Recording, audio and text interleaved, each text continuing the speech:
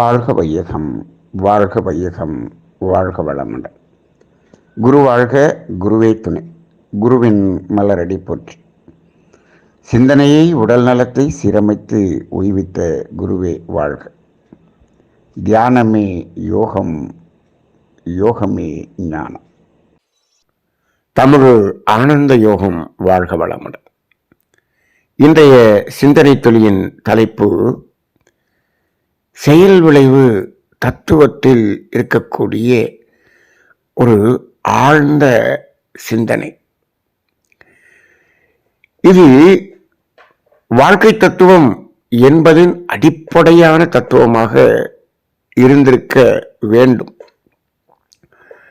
நாம் வாழ்க்கை தத்துவம் என்று கொடுத்திருக்கிறோம்.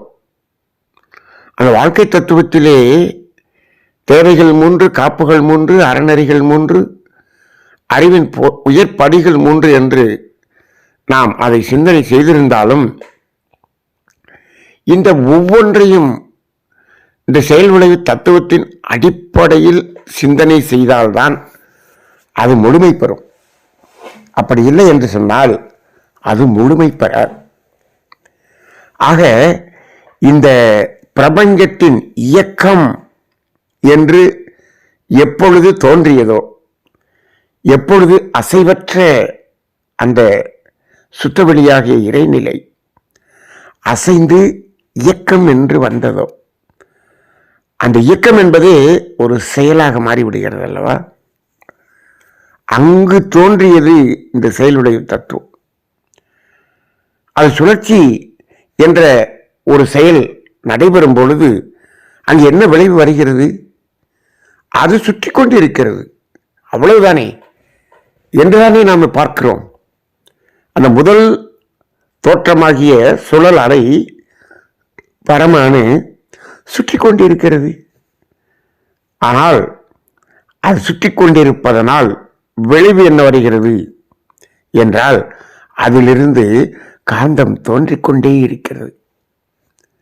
இது ஒரு பெரிய காந்த தத்துவம். அதனுடைய சுழற்சி, அந்த இயக்கம் அந்த சுற்றவெளியோடு உரசிக்கொண்டு சுற்றும்போது அங்கு வெளிப்படக்கூடிய காந்தம். அப்ப காந்தம் வெளியாகி கொண்டு இருக்கிறது அல்லவா? இது விளைவுதானே. ஆக இந்த செயல் விளைவு என்பது ஒரு அணுவிலே தொடங்கியது. அது பஞ்சபூதங்களாகி ஓரறிவு முதல் 6 அறிவு வரை மனிதனாக வரும் பொழுது அந்த செயல்கள், அதனுடைய செயல்களுடைய எண்ணிக்கை அதிகமாக வித்தியாசமான செயல்களாக மாற மாற மாற அந்த விளைவுகளும் அதற்கு தகுந்தாற்போல் மாறுகிறது. இப்போ காற்றிலிருந்து வெளிப்படும் காந்தம் ஒளி என்று வருகிறது அல்லவா? அது விளைவு. ஏன் இங்கு அழுத்தம் என்று இருந்த அந்த விளைவு அங்கு ஒளி என்று வந்தது? அதுதான் வித்தியாசம். இதே போல மனிதர்களில் செயல்கள், எவ்வளவு செயல்கள் இருக்கிறது, எவ்வளவு விதமான செயல்கள் இருக்கிறது.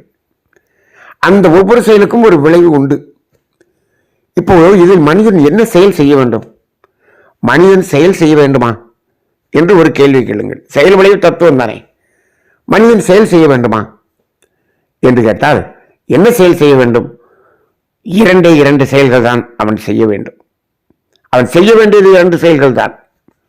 இதை அடிப்படையாக புரிந்து கொள்ள வேண்டும். நாம் அடிப்படையான தத்துவத்தை 100க்கு 100% இன்றைய சிந்தனையாக தினந்தோறும் கொடுத்து கொண்டிருக்கிறோம். ஆனால் இதை 100% அப்படியே நடைமுறைப்படுத்த முடியாது என்பது எனக்கு தெரியும். இருந்தாலும் இதை 100% நாம் சிந்தனை செய்யும் பொழுதுதான் நம்மிடம் ஓரளவுக்கு குறிப்பிட்ட சதவீதமாவது மாற்றம் வரும் என்பதற்காக சொல்லுகிறோம். 2 செயல்கள். ஒன்று, இந்த இயற்கை துன்பத்தை போக்கிக் கொள்வதற்கான ஒரு செயலை செய்ய வேண்டும். அப்படி என்றால் தேவைகள் 3 நிறைவு செய்வதற்கு செயலை செய்ய வேண்டும். அதற்கு என்ன செய்ய வேண்டும்? அதை நிறைவு செய்ய வேண்டும். அதை நிறைவு செய்வதற்கு பொருள் வேண்டுமே, அந்த பொருளை உற்பத்தி செய்ய வேண்டும். அந்த பொருளை பெறுவதற்கு உழைக்க வேண்டும். அவ்வளவுதான். ஆக இயற்கை துன்பத்தை போக்குவது என்பது ஒரு செயல். முடிந்ததா? செயல் முடிந்து விட்டது, அவ்வளவுதான். அப்ப இப்பெல்லாம் செயல், அதாவது ரிட்டையர்மெண்ட் ஆன பிறகும் வேலைக்கு போகிறான், செயல் தொடர்ந்து கொண்டே இருக்கிறது. ஏன்? என்ன செய்கிறோம்? நாளைக்கு, வருங்காலத்துக்கு, குழந்தைகளுக்கு, பேரனுக்கு இயற்கை துன்பம் போக்குவதற்காக என்று செயல்களை செய்து கொண்டிருக்கிறோம். இது ஒரு பெரிய அறியாமை, இது ஒரு பெரிய அறியாமை. அப்ப அந்த செயல்கள் எல்லாம் தேவையற்ற செயல்கள். இது இயற்கை சொல்லுகிறது, இயற்கை சொல்லுகிறது. ஆனால் மனிதனுக்கு ஒரு பயம். என்ன? நாம் வருங்காலத்தில் இந்த இயற்கை துன்பத்தை போக்குவதற்கே நமக்கு பொருள் இல்லாமல் போய்விட்டால் என்ன செய்வது என்று இவன் தேக்குகிறான், ஒருவன் தேக்குகிறான், ஒரு குடும்பம் தேக்குகிறது, ஒரு மாகாணம் தேக்குகிறது, ஒரு நாடு தேக்குகிறது. இப்படி தேக்கி பழகியதுதான் இப்பொழுது எங்கு சென்றிருக்கிறது? ஒரு நாட்டுக்கே தேவையை பூர்த்தி செய்வதற்கு உணவில்லாமல் அத்தனை வளங்களையும் இன்னொரு நாடு எடுத்து செல்லக்கூடிய அளவுக்கு இந்த செயல் கெட்டுவிட்டது. அப்ப இந்த இடத்தில் செய்ய வேண்டிய செயல் என்பது அவ்வளவுதான். அந்த செயலுக்கு என்ன விளைவு வரும் என்று சொன்னால் துன்பம் போகும், இயற்கை துன்பம் போகும் என்ற விளைவுதான் வரும். அதன் பிறகு என்ன செயலெல்லாம் செய்கிறாயோ அதற்கெல்லாம் என்ன மாதிரியான விளைவு வரும்? இந்த இயற்கை என்ன செய்கிறது என்று சொன்னால் இது தேவையில்லாத செயல் என்று பட்டியல் போட்டு விடுகிறது. அப்ப இயற்கைக்கு முரணான செயல் என்று பட்டியல் போட்டு விடுகிறது. அந்த செயலுக்குத்தான் நாம் செயல் விளைவு தத்துவம் என்று மனிதனிடம் வரக்கூடிய விளைவுகளை நாம் பார்க்கிறோம். அப்ப நம்ம செயல் செய்து நல்ல விளைவுகளை அனுபவிக்க வேண்டும் என்று இல்லை. நாம் செயல் செய்வது முழுவதுமே துன்பத்தை போக்குகின்ற செயலாகத்தான் இருக்க வேண்டுமே தவிர அப்படி இல்லை என்று சொன்னால் சும்மா இருத்தல் என்பதுதான் மனிதன். அதுதான் வாழ்க்கை, அதுதான் வாழ்க்கை. எவ்வளவு பெரிய அற்புதமான சிந்தனை பாருங்கள், எவ்வளவு பெரிய அற்புதமான வாழ்க்கை இயற்கை கொடுத்திருக்கிறது என்று பாருங்கள். இயற்கை துன்பம் என்ற தேவைகளை போக்கிக் கொண்டு அமைதியாக இரு. சரி, அதுக்கப்புறம் எப்படி சும்மா இருக்கிறது? சும்மா இருக்க முடியலையே, என்ன செய்வது என்று சொன்னால் அது உடலின் தேவை. இயற்கை துன்பத்தை போக்குவது உடலின் தேவை. அது முடிந்தவுடன் என்ன செய்? மனதின் தேவையாகிய இயற்கையை ரசித்தல் என்ற ஒரு நிலை, அதற்காக செயல் செய் என்று சொல்லுகிறது. இயற்கை ரசித்தல் என்பது ஒரு செயலா? அது ரசித்தல் தானே என்று சொல்லலாம். அதுவும் ஒரு செயல்தான். ஏன்? மனம் புலன் மூலமாகத்தானே ரசிக்கிறது. ஆமாம், அப்ப அது செயல்தான். மனம் எப்பொழுது இந்த 5 புலன்கள் வழியாக செல்லுகிறதோ அது செயல். இன்னொன்றும் இருக்கிறது.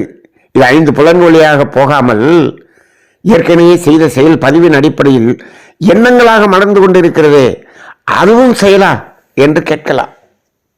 அதற்கு விளைவு உண்டா என்று கேட்கலாம்.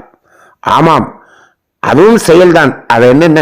செயல் செய்வதற்கான அடிப்படையான ஒரு ஏற்பாடு. செயல் செய்வதை விட மோசமானது அது. அதுதான் நம்ம தேவையில்லாத செயல்களை எல்லாம் செய்ய தூண்டுவதே அந்த எண்ணம் தானே.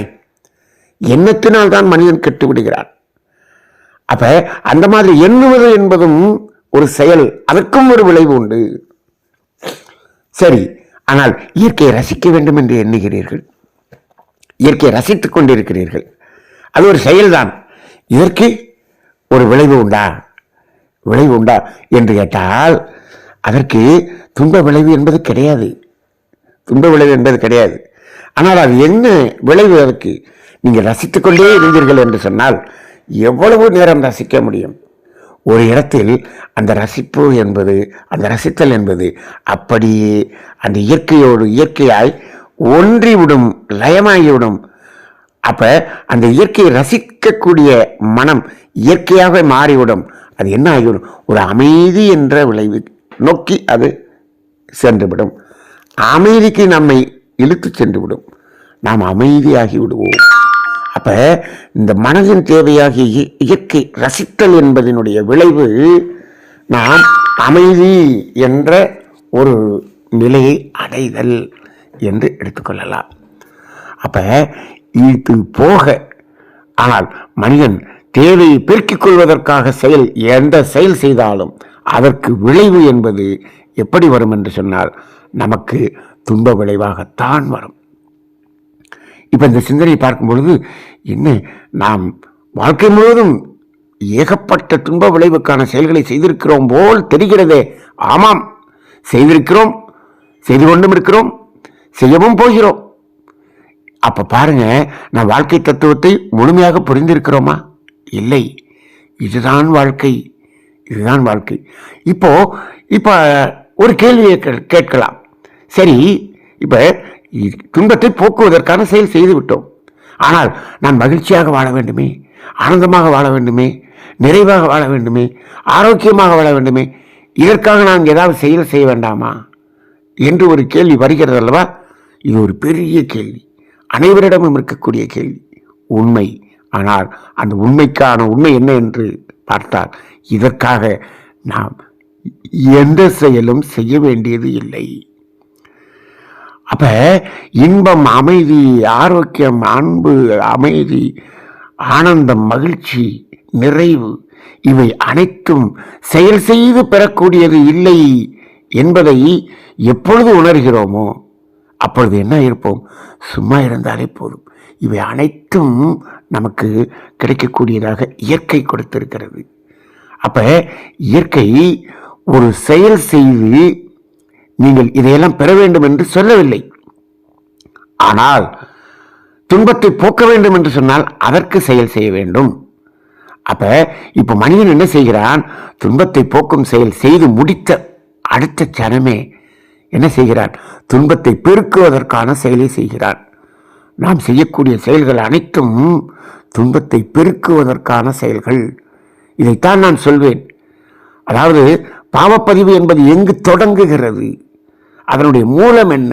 ரிஷி மூலம், நதி மூலம் என்று சொல்வார்களே, கங்கோத்திரி யமுனோத்திரி என்று சொல்வார்களே, அது தொடங்கிய இடம் என்று சொல்வார்களே, அப்படி இந்த பாவப்பதிவு என்ற கர்ம வினை தொடங்கிய இடம் எது என்று ஒரு சிந்தனை செய்து பார்த்தால் அந்த இடம் மிக ஆச்சரியமாக இருக்கும். இந்த தேவைகளை நிறைவு செய்து கொள்வதற்காக இந்த துன்பம், இயற்கை துன்பத்தை போக்குவதற்கான செயல்கள் செய்கிறோம் அல்லவா?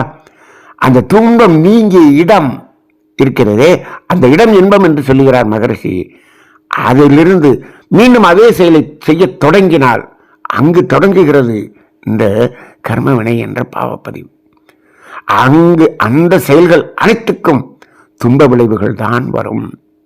அப்ப 5 இட்லி சாப்பிட்டோம், பசி தீர்ந்துருச்சு, அதுக்கு அடுத்து 3 இட்லி சாப்பிட்டோம்னா அது பாவப்பதிவு, அது ஒரு செயல்.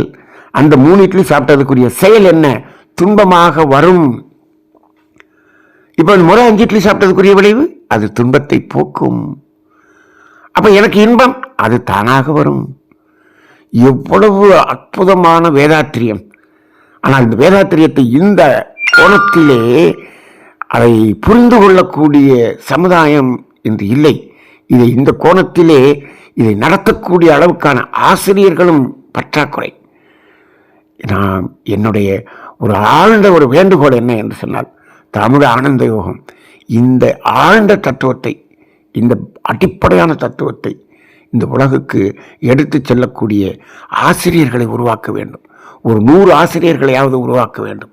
விவேகானந்தர் கூறியது போல அந்த 100 ஆசிரியர்கள் இங்கு உருவாகி அவர்கள் இதை அடிப்படை தத்துவத்தை அடிப்படையாக உணர்வுபூர்வமாக எடுத்து சென்றோம் என்று சொன்னால் இந்த உலகத்தில் பெரிய மாற்றத்தை ஏற்படுத்த முடியும். ஆக இப்பொழுது இந்த செயல்விளை தத்துவத்தின் ரகசியம் என்ன என்பதை புரிந்து கொள்ளும் பொழுது துன்பத்திற்கான விளைவை நாம் செய்ய மாட்டோம். இப்பொழுது பாருங்கள், இன்றைய சிந்தனையிலே என்ன எழுதப்பட்டிருந்தது?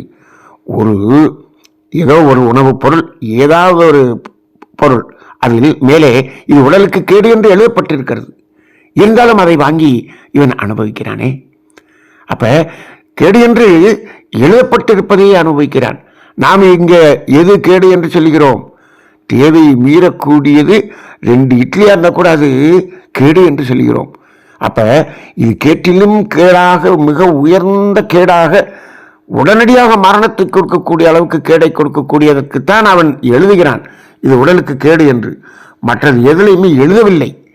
ஆனால் இறைவன் எழுதுகிறான். அந்த இறைவன் எழுதிய எழுத்துத்தான் செயல் விளைவு தத்துவம். அப்ப செயல் விளைவு என்பதிலே என்ன என்று சொன்னால், இயற்கை நமக்கு அத்தனையும் வளங்களையும் கொடுத்து விட்டது. அந்த அதிகமாக துன்பத்தை தரக்கூடிய செயல்களை செய்து அதற்குரிய விளைவுகளை அனுபவிக்கக்கூடிய செயல்கள் தான் அதிகமாக இருக்கிறது. ஆனால் நன்மையான விளைவு என்று ஏதாவது இல்லையா என்று கேட்டால், நன்மையான விளைவு என்பதற்கான செயல் நாம் செய்யலை அப்படின்னு சொன்னா கூட நடக்கும். இது ஒரு சிறிய உதாரணத்தை மட்டும் பார்ப்போமே. ஒரு விதை, அதை என்ன செய்கிறீர்கள்? நிலத்தை பயன்படுத்தி அதை விதைக்கிறீர்கள்.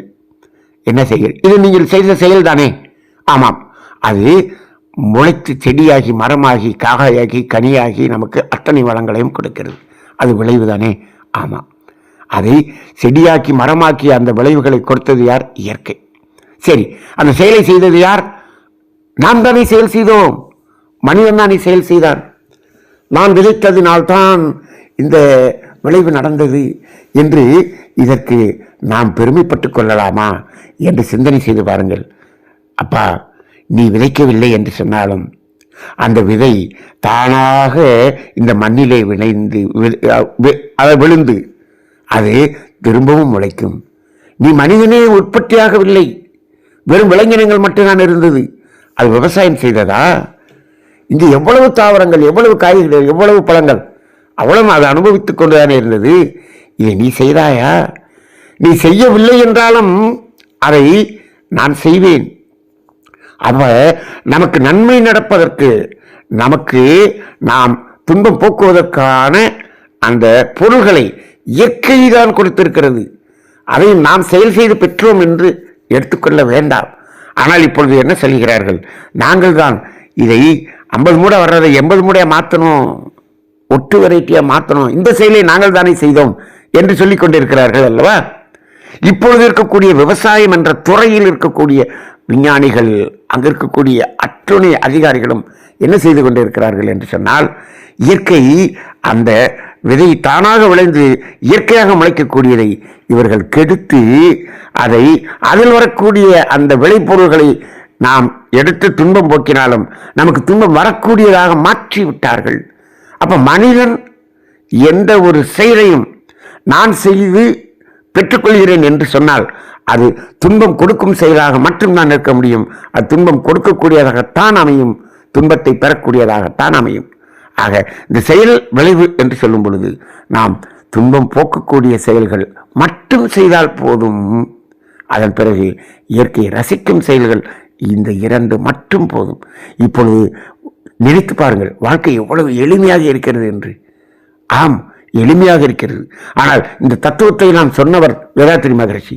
அவர் தமிழ்நாட்டில், இந்தியாவில் பிறந்திருக்கிறார். இந்திய மக்களின் வாழ்க்கை இந்த தத்துவத்துக்கு முரணாக ஒரு 500% எதிர்மறையாக வாழ்ந்து கொண்டிருக்கக்கூடிய மக்களை பார்க்கிறோம்.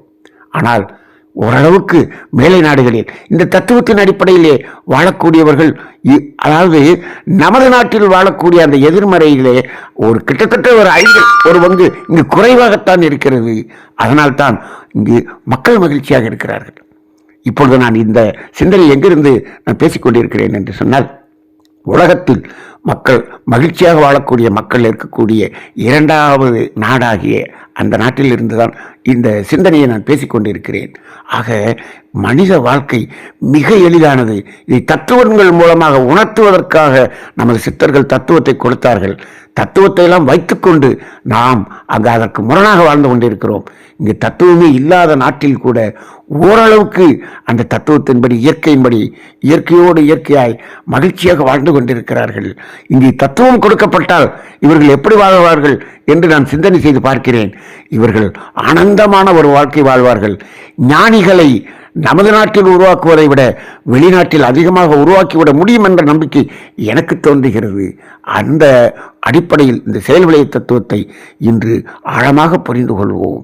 இதை சமுதாயத்துக்கு எடுத்துச் செல்லுங்கள். இந்த உண்மையை இந்த சமுதாயம் உணர்ந்து கொஞ்சமாவது மாற்றம் ஏற்படட்டும். வாழ்க வளமுடன்.